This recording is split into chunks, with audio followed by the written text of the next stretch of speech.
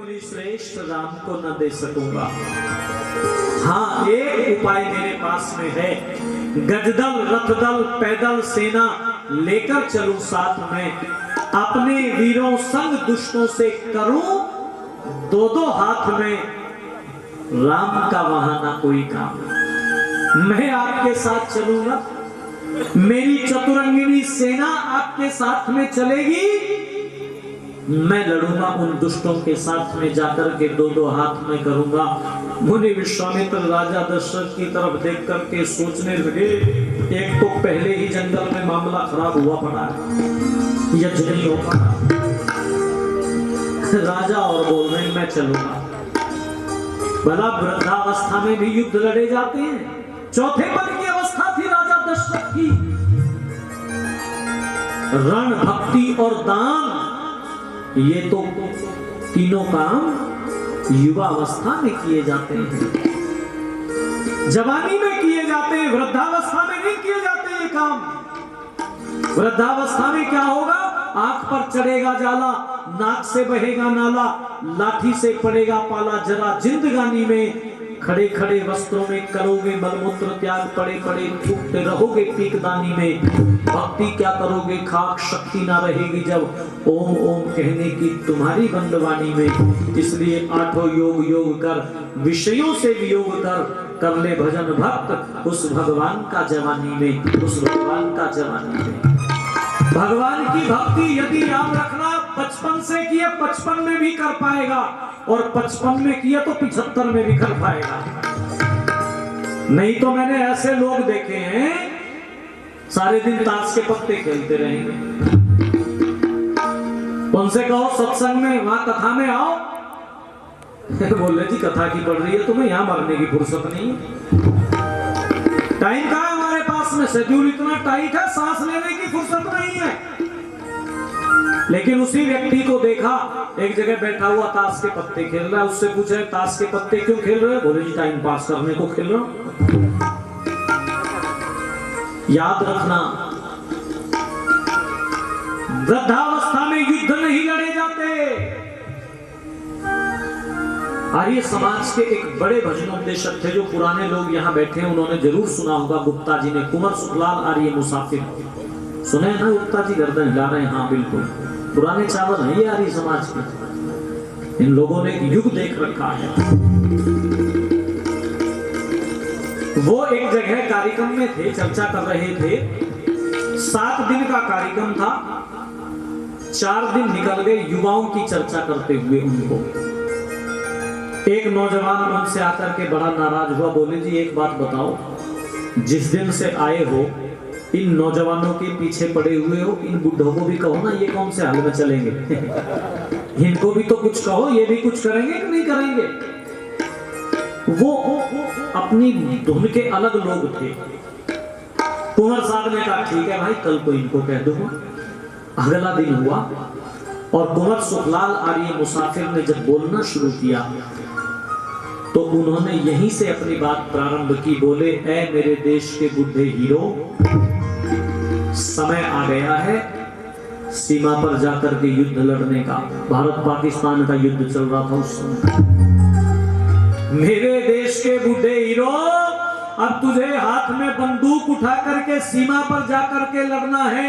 इसलिए दंड और बैठक लगाने शुरू कर दे, बादाम के हलवे खाने शुरू कर दे, मुदगर घुमाने शुरू कर दे। मेरे देश के बुढ़े हीरो, रोज 10-12 किलोमीटर की दौड़ लगानी शुरू कर दे। मेरे देश के बुढ़े हीरो। नौजवान आगे ही बैठा हुआ था, उस पर रहा नहीं गया। बोला जी कुंवर साहब कैसी बात कर रहे हो, ये काम वृद्धावस्था में थोड़ा ही होता है, तो जवानों का काम है। तो कुंवर सुखलाल आर्य मुसाफिर बोले युवक, फिर मैं भी तो 4 दिन से यही बात कह रहा था कि ये सारे काम युवा अवस्था में किए जाते हैं, युवा अवस्था में किए जाते हैं। जवानों जवानी में चलना संभल के। जितेंद्र जी आज ये गीत किसी कोने में खो गए। मैं कई बार अपने साधना कक्ष में बैठकर चिंतन करता हूं तो कई बार बड़ा परेशान भी होता हूं। जिस देश में ब्रह्मचर्य के उपदेश दिए जाते थे, जिस देश में ब्रह्मचर्य गौरव पढ़ाया जाता था, जिस देश के गांव गांव गली गली मोहल्ले मोहल्ले अखाड़े होते थे, पुराने लोग बैठे हुए हैं, अखाड़े हुआ करते थे, व्यायामशालाएं हुआ करती थी, जिस देश के बच्चों को मां कभी कहा करती थी वाचम ते शुंधामी, श्रोत्रम ते शुंधामी, चक्षुष ते शुंधामी, जिस देश की मां कभी कहा करती थी चरित्रांश ते शुंधामी, अपने बालक को कहा करती थी, छोटे से बालक को, उस देश के अंदर बच्चों पे गवाया जा रहा है कि बचपन का प्यार मेरा भूल नहीं जाना, और सीएम सम्मानित कर रहे हैं उसको। सीएम मुझे दिखाया, बोले कि देखो क्या गजब गा रहा है कुलदीप जी, आप भी अपने बच्चों को इस बार मतलब रहने दे, बस इस वाली लाइन पे तो चलने से मेरा नाश करने पे टूक तुलता है भाई। नाना, ये उन्नति का रास्ता नहीं है। उन लोगों को तो अपना पैसा कमाना है, उनका टोटली एक सूत्री प्रोग्राम, उनको संस्कृति से दूर दूर तक कोई लेना देना नहीं है, दूर दूर तक भी। वो जो चीज उनकी दिखती हो, वो उसको कितना ही उघाड़ापन, कितना ही नंगापन उसमें आता, वो करने के लिए तैयार है। और लोग भी कैसे बावले हैं, जिसको बिल्कुल शुरू सिरे से खारिज करना चाहिए था, क्या कर रहे हो तुम? बचपन का प्यार इस देश के अंदर तो बहन और भाई हुआ करते थे, परदव्येषु लोष्टवत और परदारेषु मातृवत की बात हुआ करती थी। तुम कहां ले जा रहे हो उस देश को, इस संस्कृति को? राम और कृष्ण के बेटों को याद रखना, ये साजिश है, सोची समझी साजिश। क्योंकि यदि किसी देश को, किसी समाज को, किसी जाति को नष्ट करना है तो उसके नौजवान को पथभ्रष्ट कर दीजिएगा, वो स्वतः नष्ट हो जाएगा। उसके जीवन से संघर्ष समाप्त कर दीजिएगा। स्वामी श्रद्धानंद जी के एक सुपुत्र हुए इंद्र विद्या वाचस्पति, उन्होंने एक पुस्तक लिखी थी जीवन संग्राम। पूरा निचोड़ इस बात का दिया कि कौन लोग जीवन में उन्नति करते हैं, जो संघर्ष अपनाते हैं, जो नियम और संयमी बनकर के जीवन को जीते हैं, वो लोग कुछ कर पाते हैं, वो लोग कुछ कर दिखाते हैं। राजा दशरथ ने कहा मैं चलूंगा, सारी सेना आपके साथ में चलेगी। मुनि बोले पहले ही गड़बड़ हुई पड़ी है, एक और गड़बड़ नहीं करूंगा, मैं आपको नहीं ले जाऊंगा राजन, आपको नहीं ले जाऊंगा। माताओं बहनों धर्म प्रेमी बंधुओं, रावण का नाम सुना तो घबरा गए राजा। मुझ पर और मेरे पुत्रों पर दया करो, कृपा करो। कहां वो लंकापति रावण और कहां मेरे पुत्र, कोमल शरीर लड़ेंगे कैसे रण में, रहेंगे कैसे वन में। गुरुवर वशिष्ठ आ गए थे और राजा दशरथ की इस स्थिति को जब गुरुदेव ने देखा तो देखो, वो राजा दशरथ के कुल पुरोहित हैं, कुल पुरोहित। और पुरोहित किसको कहते हैं? पुरोहित वो कहलाता है जो अपने यजमान का पूरा हित चाहता है, पूरा हित चाहता है, वह पुरोहित कहलाता है। गुरु कौन है? गुरु भी वही है जो अपने शिष्य को अंधकार से निकाल करके प्रकाश की ओर ले चलता है, वह गुरु है, वह गुरु है। गुरुवर वशिष्ठ ने आकर के राजा दशरथ को समझाया, राजन आप मुनि विश्वामित्र को जानते नहीं हैं। हे राजन, मुनि विश्वामित्र के साथ जाने में राम के जीवन का कल्याण ही कल्याण है, क्योंकि बिना संघर्षों के आज तक कभी किसी का जीवन बना नहीं। फूल वही सर चढ़ा, फूल वही सर चढ़ा जो चमन से निकल गया, और दुनिया में शोहरत उन्हीं को मिली जो वतन से निकल गया, जो वतन से निकल गया, जो वतन से निकल गया। श्री राम को जाना ही चाहिए। यदि यज्ञ की रक्षा के लिए राम नहीं जाएंगे तो कौन जाएगा? कौन जाएगा? तब राजा दशरथ का वो मोह समाप्त हुआ और अपने दोनों पुत्रों को अस्त्र शस्त्रों से सुसज्जित कर दिया। आशीर्वाद पिता का लिया है, आशीर्वाद पिता का पाकर कर में तीक्ष्ण शस्त्र उठाकर चले श्री राम लखन।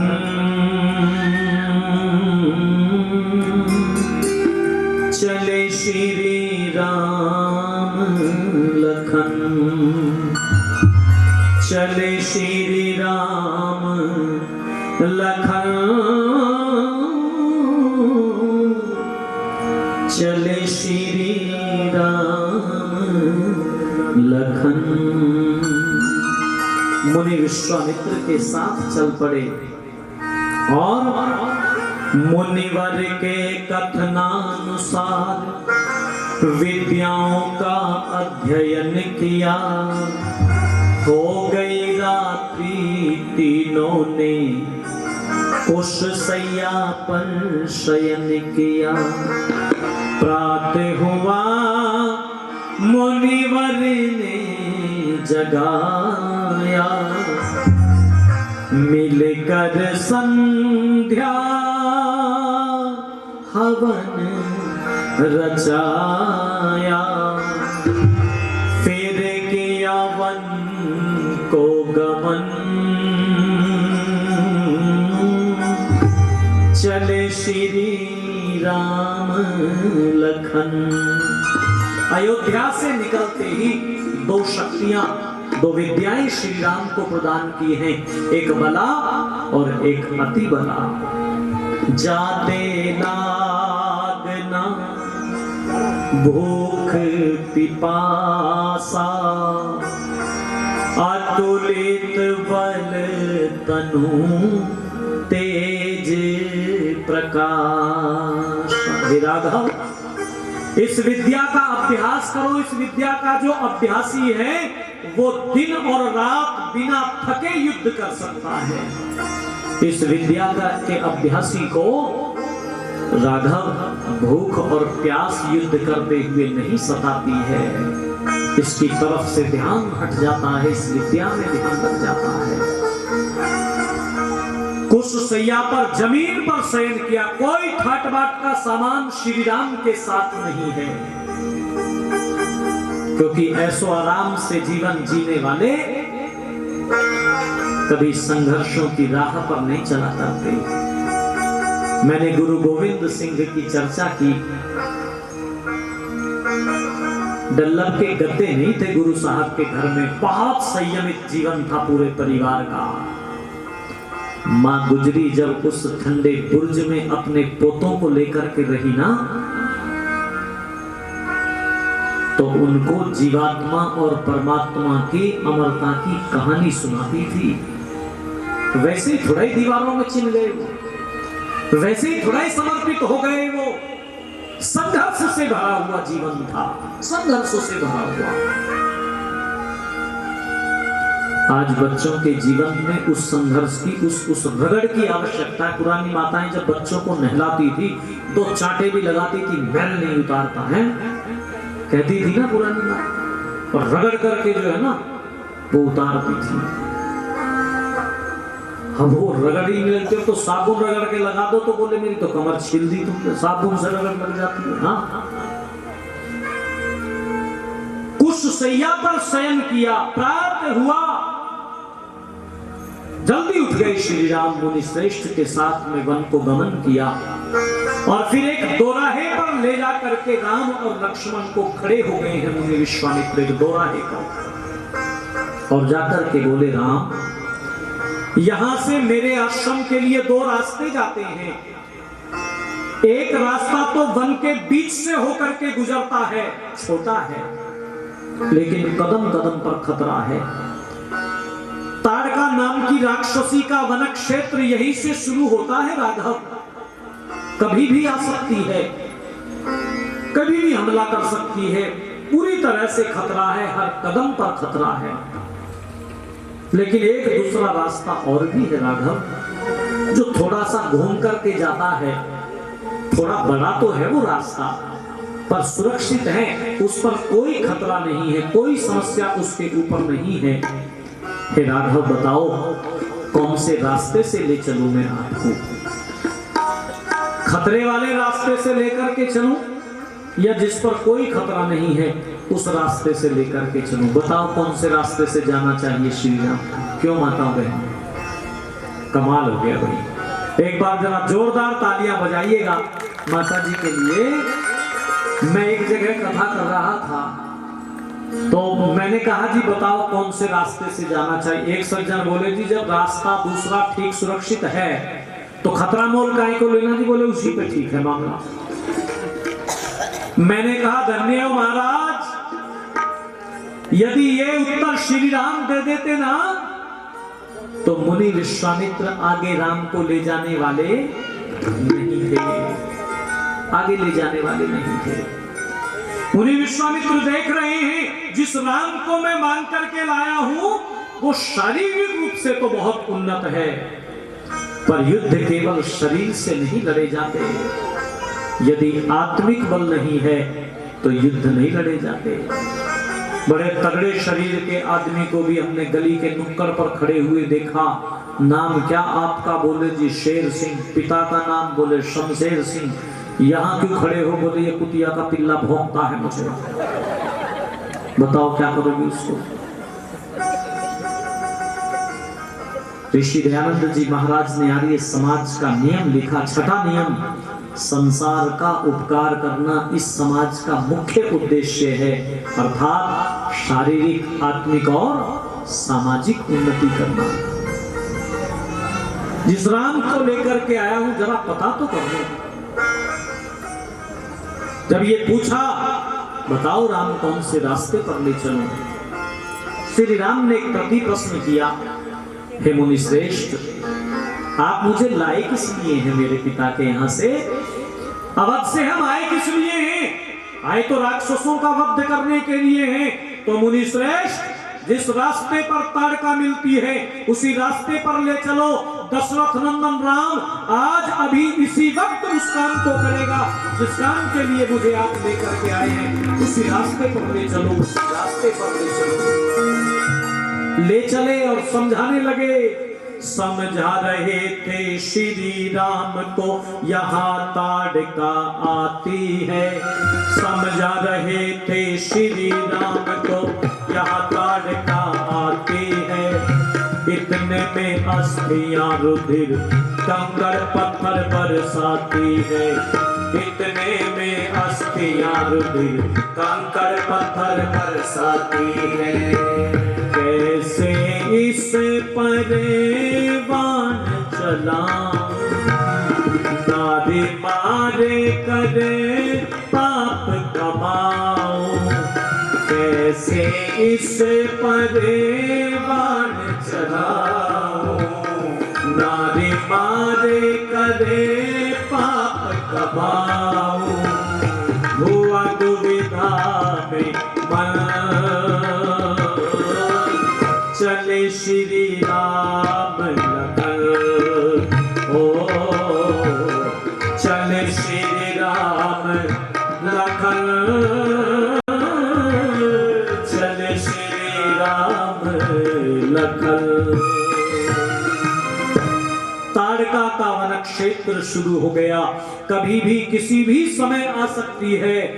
तो श्री राम ने लक्ष्मण से कहा, लक्ष्मण जरा मेरा धनुष मुझे दो। हाथ में धनुष को लिया और बगैर बाण चढ़ाए हुए श्री राम ने धनुष की डोरी को कान तक खींच करके छोड़ दिया। भयानक शब्द से, आवाज से जंगल गूंज उठा और वो ताड़का नाम की राक्षसी अट्टहास करती हुई श्री राम के सामने आकर के खड़ी हो गई। देख रहे हैं श्री राम और मन ही मन विचार करने लगे,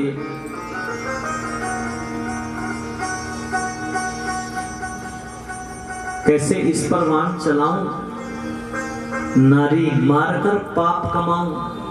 यह तो नारी है, यह तो स्त्री है, और नारी बद्ध नहीं होती। संकोच में पड़ गए हैं श्री राम। लेकिन तब मुनि विश्वामित्र आगे आए और आकर के श्री राम ने कहा कि अबलाओं का वध करने में तो डरना ही अच्छा है। अबलाओं का वध करने में तो डरना ही अच्छा है, पर ऐसी दुष्टाओं का वध करना समझो अच्छा है। पर ऐसी दुष्टाओं का वध करना समझो अच्छा है। श्रेष्ठों का रक्षण करना ही, दुष्टों का मर्दन करना ही। श्रेष्ठों का रक्षण करना ही, दुष्टों का मर्दन करना ही है ये छतरापन। चले श्री राम लखन, ओ चले श्री राम लखन, चले श्री राम लखन, चले श्री राम लखन, चले श्री राम लखन। रघुवर बोले गुरु आज्ञा का मुझको करना है पालन। रघुवर बोले गुरु आज्ञा का मुझको करना है पालन। निसंकोच निर्भयता से कर दिया शस्त्र का संचालन। निसंकोच निर्भयता से कर दिया शस्त्र का संचालन। ताड़का का प्राणांत हो गया, शांत वो सारा प्रांत हो गया। गुरुवर हुए प्रसन्न, गुरुवर हुए प्रसन्न। चले श्री राम लखन, चले श्री राम लखन, चले श्री राम लखन, चले श्री राम लखन। मन में जब ये विचार कर रहे थे यह तो नारी है, इसके ऊपर वाण कैसे चलाओ, तो मुनि विश्वामित्र श्री राम के मनोभावों को समझ गए और बोले राघव धन्य हो तुम जिनके मन में ये भाव आ रहे हैं कि अबलाओं का वध नहीं किया जाता। ये तो सम्मान करने की योग्य है, इनका सम्मान किया जाता है। महाराज मनु ने लिखा यत्र नार्यस्तु पूज्यन्ते रमन्ते तत्र देवता। जहां नारियों का पूजन होता है, इनका सम्मान होता है, वहां देवता निवास करते हैं। और याद रखना जहां इनका अपमान होता है उस घर को, उस परिवार को विनाश से कोई बचा नहीं सकता। लेकिन मुनि विश्वामित्र बोले राघव जो सदाचारिता के रंग में रंगी है उसका सम्मान, लेकिन ये तो दुष्टा है, ये तो ऋषि मुनियों को मारकर खाने वाली है। पर ऐसी दुष्टाओं का वध करना समझो अच्छा है। सठे साठ्यम समाचरे, सठे साठ्यम समाचरे। जैसे को तैसा सबसे प्रीति पूर्वक धर्मानुसार यथा योग्य व्यवहार करना चाहिए। कुछ लोगों ने गलती कर दी, बोले जी एक गाल पर तमाचा मारे तो बोले दूसरा भी आगे कर दो, ले भाई। अब बोले जी दूसरे पे भी कर दे तो फिर किसका मांगोगे बताओ। फिर तो पीठ ठीक करके खड़ा होना, ले भैया तेरा जितना मन करे पीटता है ना ना। कविवर सारस्वत मोहन मनीषी जी ने पंक्तियां लिखी थी, यद्यपि अहिंसा सर्वोपरि मन की कस्तूरी है। हम हिंसा के कभी पोषक नहीं रहे, हम हमेशा अहिंसा के पुजारी रहे। हम तो जब यम नियम आसन प्राणायाम प्रत्याहार धारणा ध्यान और समाधि की बात करते हैं, तो जब यम आता है तो इस यम का पहला जो अंग है उसका नाम ही अहिंसा है। 5 अंग हैं यम के, इनमें से पहला अंग अहिंसा है। हम अहिंसा के पुजारी रहे, यद्यपि अहिंसा सर्वोपरि मन की कस्तूरी है। मनीषी जी ने कमाल कर दिया। यद्यपि अहिंसा सर्वोपरि मन की कस्तूरी है, पर दुष्ट नहीं माने तो हिंसा बहुत जरूरी है। दुष्ट नहीं माने तो हिंसा बहुत जरूरी है। दुष्ट नहीं माने तो हिंसा बहुत जरूरी है। जो तो को कांटा बोए तो को बोतु फूल, और ताको फूल के फूल हैं वाको हैं त्रिशूल। अच्छा, ये वाली बात पाकिस्तान के बॉर्डर पर फिट बैठेगी साहब, है जी? वो तो उधर से बमबारी करता रहे, खड़े हुए हैं ना यूक्रेन के लोग बंदूक लिए हुए, लोग खड़े हैं, आम जनमानस खड़ा हुआ है, फूल ना लिए खड़े, वो बोले जी ना फूल दो, गुलाब का यहाँ लगाते थे, लो जी गुलाब का फूल ले, आप मेरे तमाचा मारो मैं आपको फूल दूंगा। आपने बड़ा बढ़िया काम किया। दुष्ट नहीं माना करते इससे। ये बात यदि घर के आंगन में कभी भाई से बैठ करके, जो अपना माया जाया सगा भाई है, पुराने लोग कहते थे भाई लाठी मारा पानी अलग नहीं होता, उसके लिए तो ये बात ठीक बैठती है। जो अपनी बहन को बहन मानता है, जो भाई को भाई मानता है। अच्छा, जो अपनी बहन को ही बहन नहीं मानते, उनके लिए कहां बैठ जाएगी बात फिर? भाई भाई के नारे लगाए गए। हम तो चींटी को भी जिवाते हैं, दूसरे लोग गाय की गर्दन पर छुरियां चला देते हैं, कैसे फिट बैठ जाएगा मामला?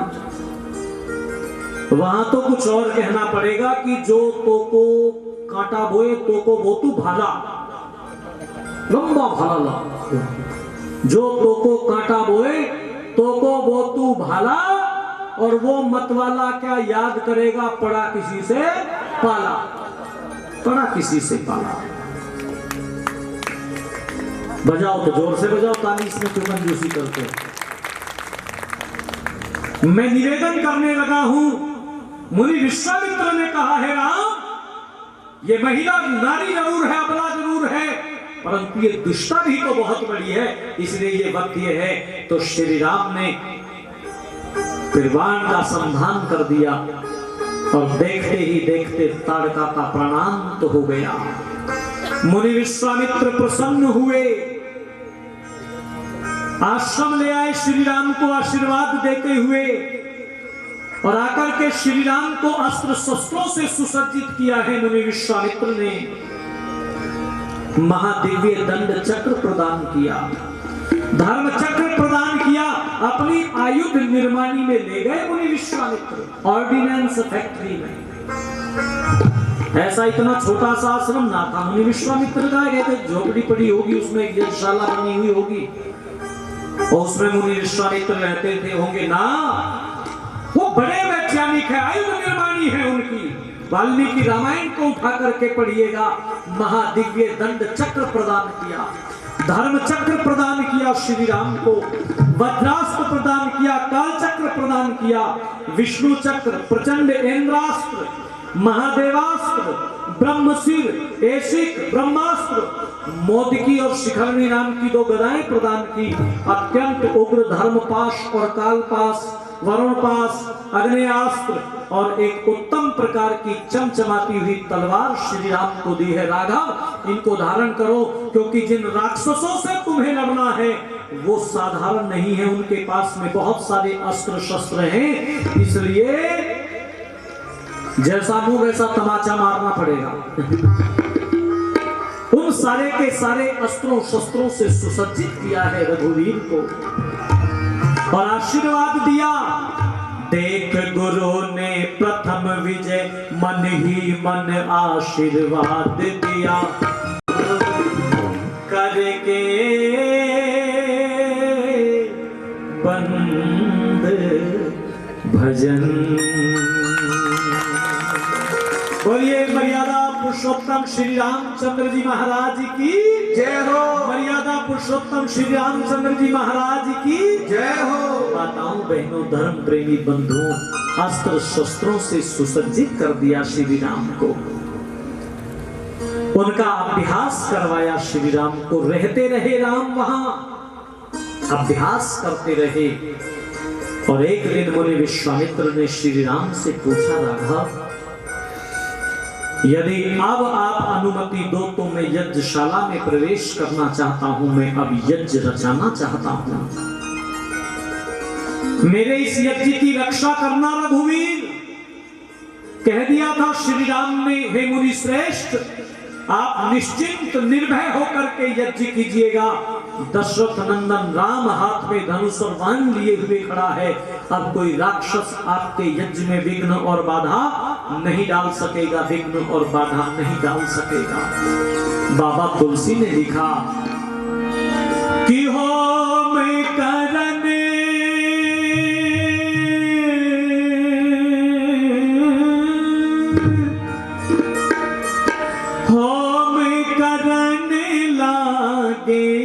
मुनि जारे।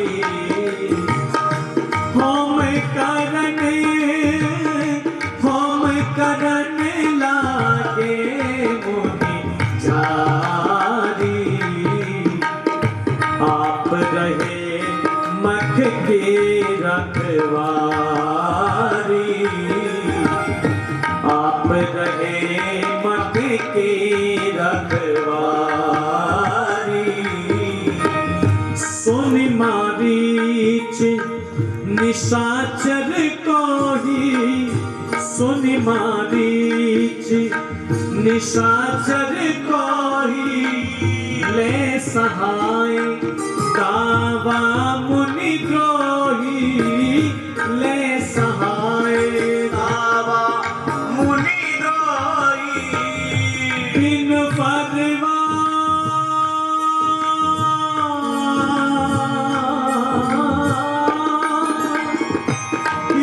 भगवान राम तेरी मारा। सतयोजन का सागर पारा। सतयोजन का सागर पारा। पावक सर सुबहुत ही मारा। पावक सर सुबहुत ही मारा। अनुज निशाचर कटुक सारा। अनुज निशाचर कटुक सारा।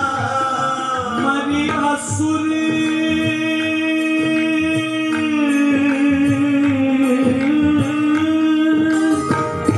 मरि असुर निर्भय कारी।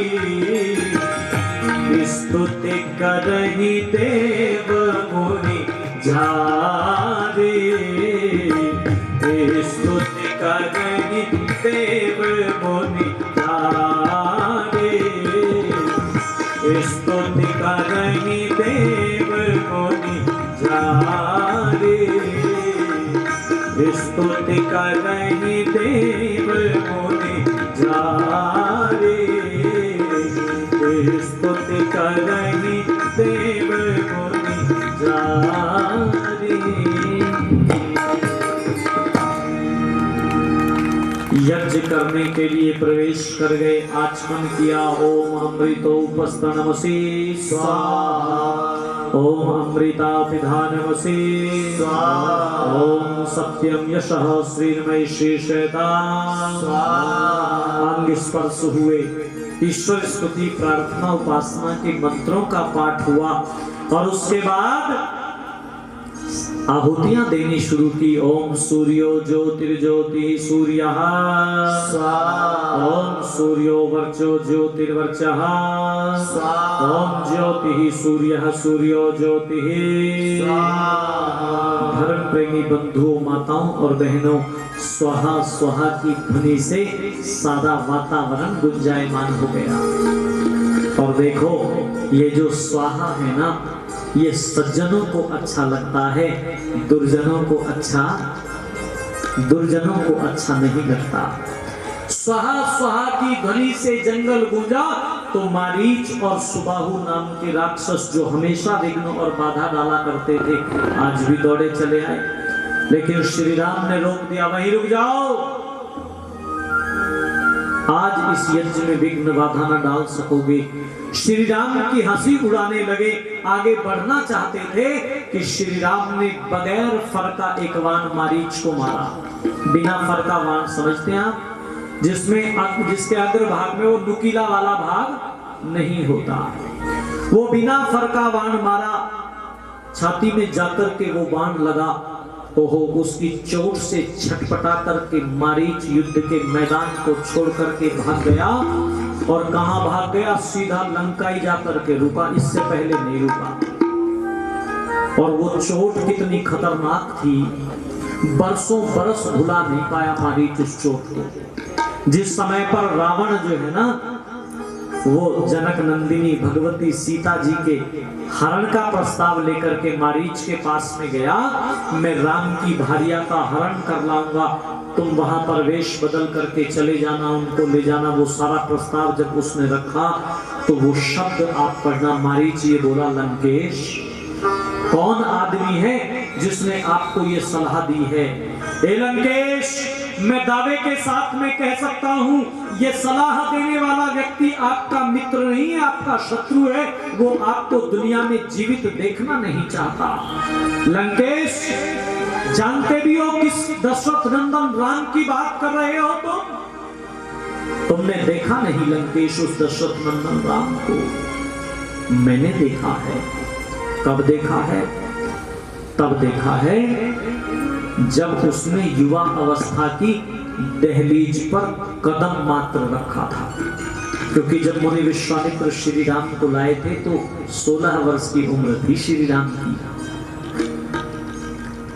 मैंने तब देखा है उस दशरथ नंदन राम को। और जरा वर्णन सुनिएगा वाल्मीकि रामायण में महर्षि वाल्मीकि जी ने जो मारीच के मुख से कहलवाया। वो कहता है, लंकेश, वो दशरथ नंदन राम हाथी के सूंड जैसी विशाल भुजाओं में जब धनुष और बाण लेकर के खड़ा होता है तो ऐसा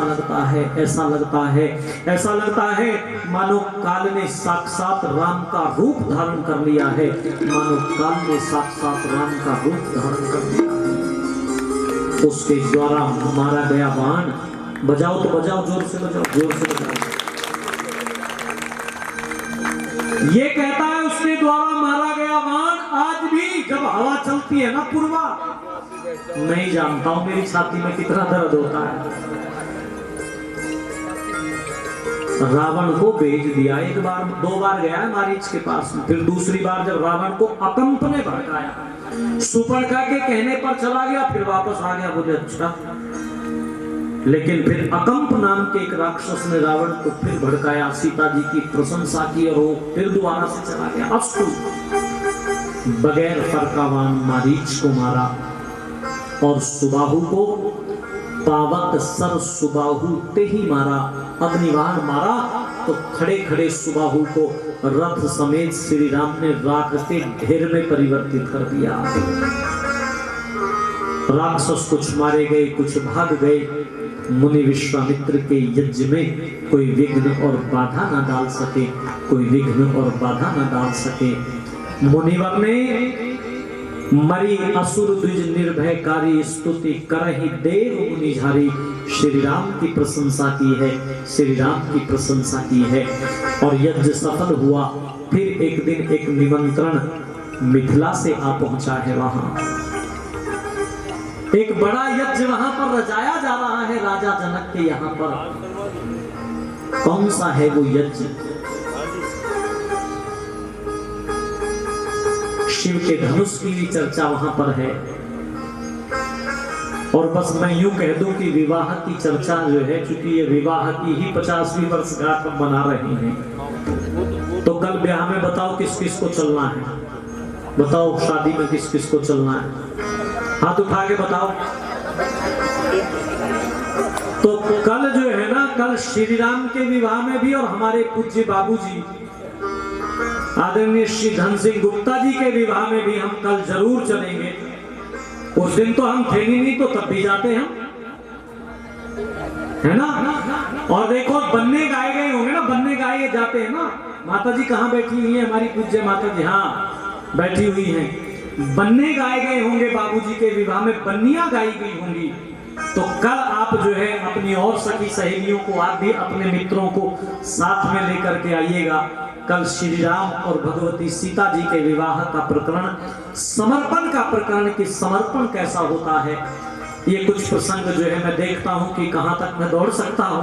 आज भी मैं दौड़ा बहुत हूँ, बहुत सारी बातें बीच बीच में, चूंकि मेरा उद्देश्य ये था कि 2 दिन का ही मामला है, तो 2 दिन में, जब 11 दिन का मामला जो है ना 2 दिन में प्रस्तुत करना हो, तो वो कई सारी चीजें कि कहाँ से सुनाऊं, कहाँ से कैसे क्या किया जाए। तो फिर भी मैंने बहुत कोशिश करके और अपने आप को बहुत रोकते हुए मैंने ये कुछ चीजें आपसे साझा की हैं। कल एक बहुत बढ़िया आनंद का उत्सव का अवसर यहाँ पर होगा, श्री राम और भगवती सीता जी के विवाह का। आपको चूल्हा नौत है सबको कल, ठीक है? विवाह की चूल्हा नौत तो भाई हरियाणा में बैठे हैं ना, और मैं पश्चिमी उत्तर प्रदेश, ये ज्यादा दूर जमुना टपते ही जो है अपना शुरू हो जाता है उधर, तो यहाँ की सब भाषा एक जैसी तो है। तो कल आप सबकी चूल्हा नौत है, सब लोग आइएगा, और जैसे विवाह में जाते हो ना वैसे आइएगा, है ना। तो विवाह के उत्सव का कल आनंद हम लेंगे। आज की कथा यहीं पर विराम। आपने बहुत लज्जित होकर सुना, आभार। वाणी को विराम। बहुत बहुत धन्यवाद आचार्य कुलदीप जी। मैं चाहता हूँ एक बार जोरदार करतल ध्वनि से आप इनका धन्यवाद करें और ये दर्शाएं कि आपको ये कथा कितनी अच्छी लगी है। पूरे भारतवर्ष में इनकी राम कथा को एक अलग ही तरकीब जो विशेष माना गया है और सुना जाता है, और बहुत ही प्रेरणास्पद प्रसंगों के माध्यम से राम कथा को और भी रोचक और प्रेरणादायक वो बनाते हैं। आज बहुत सुंदर प्रसंग बीच में उन्होंने और भी डाले। गुरु तेग बहादुर सिंह जी की भी बात की, गुरु गोविंद सिंह जी की भी उन्होंने चर्चा की और उनका पूरी वो बात बताई। तो ऐसे राम कथा का श्रवण हमें वो करा रहे हैं। एक बार बहुत सभी की ओर से जोरदार अभिनंदन, बहुत धन्यवाद आदरणीय आचार्य कुलदीप जी। और जैसा वो कह रहे थे कि 2 दिन का केवल कार्यक्रम विशेष श्री राम कथा के प्रेरक प्रसंग के रूप में रखा गया है। किसी चीज़ को विस्तार देना, किसी का सार निकाल देना, उस तरह से चुने हुए प्रसंग, और जैसा वो कह रहे थे कि राम का जो पूरा वृतांत है, पूरी कहानी है, पूरा प्रसंग है, उसमें किसको सुनाएं किसको ना सुनाएं, कौन सा प्रसंग ऐसा है जो मीठा है, कौन सा प्रसंग ऐसा है जो मीठा नहीं है। राम तुम्हारा वृत्त स्वयं ही काव्य है, कोई कवि बन जाए सहज संभाव्य है। यह राम का जो काव्य है, वृतांत है, ये पूरा ऐसा ही है कि इसका जहाँ से भी हम सुने वह वास्तव में हमारे हृदय के अंदर एक झंकार पैदा कर देता है। और जब वर्णन शैली इस प्रकार की हो, कहते हैं ना कि एक बस अंदाज़े बयां रंग बदल देता है, एक बस अंदाज़े बयां रंग बदल देता है। यूँ तो दुनिया में कोई बात नई बात नहीं। ये राम कथा हमने कितनी बार सुनी है, कितनी बार हम सुनते रहते हैं, लेकिन एक बोलने वाले की शैली होती है, एक वक्ता का कहने का तरीका होता है। उन्होंने बहुत ही रोचक तरीके से, बहुत ही सुंदर तरीके से इस कथा को हमारे मध्य में रखा। बहुत बहुत धन्यवाद। आपको कार्यक्रम का पूरी सूचना आपके पास पहुंची हुई है। आज प्रथम दिवस की है, सायंकालीन सभा है। कल प्रातः 8 बजे से 11 बजे तक चतुर्वेद शतकम पारायण यज्ञ का दूसरे दिन का जो सत्र होगा। आज ऋग्वेद और यजुर्वेद के मंत्रों से, चुने हुए 100 मंत्रों से आहुतियाँ दी गई। कल अथर्ववेद और सामवेद के चुने हुए 100 मंत्रों से आहुतियाँ देंगे। कुछ मंत्र शेष परसों पूर्णाहुति के लिए रखे जाएंगे। और कल दोपहर बाद फिर से 2:30 बजे से 5:30 बजे तक राम कथा के प्रेरक प्रसंग के रूप में चर्चा चलेगी। और जैसा कि आचार्य जी ने संकेत किया कि कल विवाह का प्रकरण विशेष रूप से होगा और आप वास्तव में सुनेंगे इनके द्वारा, क्योंकि ये विवाह संस्कार भी कराते हैं और संगीत में विवाह संस्कार कराते हैं। तो जो बन्ना बन्नी वाली बात कर रहे थे वो ऐसे नहीं कह रहे थे, उन्होंने संकेत दिया कि कल आपको बन्ना बन्नी भी सुनाए जाएंगे और वो सारी चर्चाएं आपको बहुत ही रोचक तरीके से वो सुनाएंगे। तो आपसे प्रार्थना है अधिक से अधिक संख्या में आप कल यहाँ पर उपस्थित होंगे। परसों समापन का सत्र है, प्रातः 8:30 बजे से यज्ञ की पूर्णाहुति होगी, चतुर्वेद शतकम पारायण यज्ञ की, और उसके बाद भजनोपदेश आचार्य कुलदीप जी के द्वारा हमें सुनने को मिलेगा। दिल्ली से आचार्य चंद्रशेखर शास्त्री जी, जो कि अध्यात्म पथ पत्रिका के प्रधान संपादक हैं, 50 से अधिक पुस्तकें उनके द्वारा प्रकाशित की जा चुकी हैं और भी जब से मैं उनके संपर्क में आया हूँ 2-3 पुस्तकें तो मेरे सामने उन्होंने प्रकाशित की हैं। और उनकी इसी भावना को देखते हुए हमने भी इस कार्यक्रम के निमित्त एक पुस्तक प्रकाशित की है, उसका विमोचन भी 6 तारीख को होगा।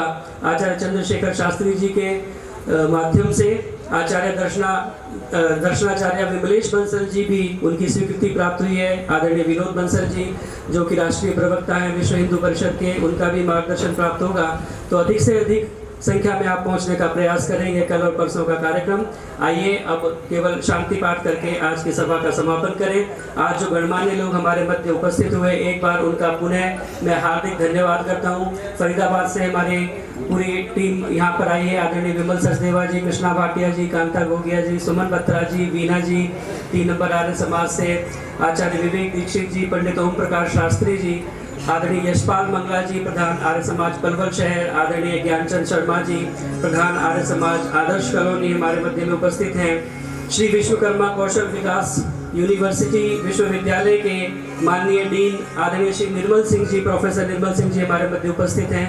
यहाँ पधारने पर आप सभी का बहुत बहुत स्वागत और धन्यवाद। मंच पर माता यज्ञानंदा जी उपस्थित हैं, आप सभी का बहुत बहुत हृदय से धन्यवाद। आइए शांति पाठ करके प्रसाद लेकर के आप जाएं और कल और परसों के कार्यक्रम में अधिक से अधिक संख्या में आप उपस्थित हो। शांति पाठ। द्यौ शान्तिरन्तरिक्षं शान्तिः, पृथिवी शान्तिरापः शान्तिरौषधयः शान्तिः, वनस्पतयः शान्तिर्विश्वे देवाः शान्तिर्ब्रह्म शान्तिः, सर्वं शान्तिः शान्तिरेव शान्ति सामा शान्तिरेधि। ॐ शान्तिः शान्तिः शान्तिः। जो बोले सो अब है वैदिक धर्म की जय। मर्यादा पुरुषोत्तम भगवान श्री रामचंद्र की जय हो। योगेश्वर भगवान श्री कृष्ण चंद्र की जय हो। गुरुवर बिरजानंद की जय हो। युग प्रवर्तक महर्षि प्रवरदेव दयानंद की जय हो। भारत माता की जय हो। गौ माता का पालन हो। आर्य समाज अमर रहेगा। वेद की ज्योति जलती रहेगी। ओम का झंडा ऊंचा रहेगा। प्रणव ध्वनि ओम।